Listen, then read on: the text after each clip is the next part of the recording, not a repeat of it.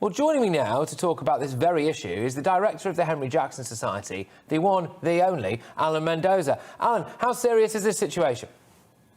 Well, of course, it's very serious. I mean, Europe, requires large-scale energy imports. The Russians provide 40% of the European Union's gas supplies, and they haven't stepped up to the mark in terms of increasing supply to deal with this recent crisis. And a lot of people are saying they're doing this just as the Ukrainian interlocutors, as you mentioned, did, that they're doing this for political reasons. They're saying to the Europeans, we want a bigger slice of the energy cake. We also want our pipeline, the Nord Stream 2 pipeline, to be approved so that we can use it as quickly as possible to pump more gas to Germany, skipping Ukraine in the process. And we're going to use our supplies to basically tell you what to do. And that is, of course, a danger whenever you have an authoritarian government as your main supplier. A lot of people will be asking, how on earth did it get to this? Putin holds a lot of the power here, doesn't he? At any moment he can say to the Germans, stick that in your pipeline and not be able to smoke it. How did it ever get to this? Well, it's a fundamentally simple process. I mean, many European countries don't care where their supply comes from. By the way, in contrast, Britain's gas supply from Russia is only about 5%, compared to that 40% total of the EU. Now, part of it, of course, is geography. This is a close supplier to Europe. You'd have to ship it from a lot further if you weren't going to use this. But the Europeans haven't exactly helped their case by building this controversial pipeline from Russia straight to Germany that skips over Ukraine and therefore saves the Russians billions in terms of transit fees that would have to be paid to the Ukrainians otherwise. Of course, that's why the Ukrainians are also annoyed. So it's a process that's built up over years, basically by benign neglect on the part of Europe and convenience and lack of understanding of the importance of energy security. And that's why you have this situation where the Russians can turn it on or off as they please. Yeah, and how likely is it, do you think, that Putin might decide to just turn it off? Well, he's obviously going to play this carefully. It's a big commercial issue for Russia, let's not forget. I think that he's all tied into that Nord Stream 2 pipeline I was talking about a moment ago. That's been finished, the construction of it.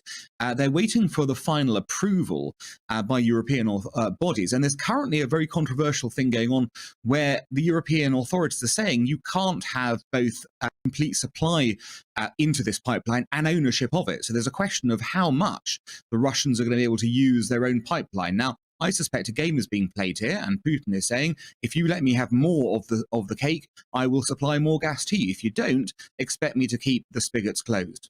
Yes, exactly. And it is that concerning amount of power that Mr. Putin now appears to have. Is it more important than ever that we keep control of our energy supply? Vitally important. I mean, again, thankfully, here's a small slice of the UK's gas cake. But at the same time, we have to make sure that it doesn't increase in supply.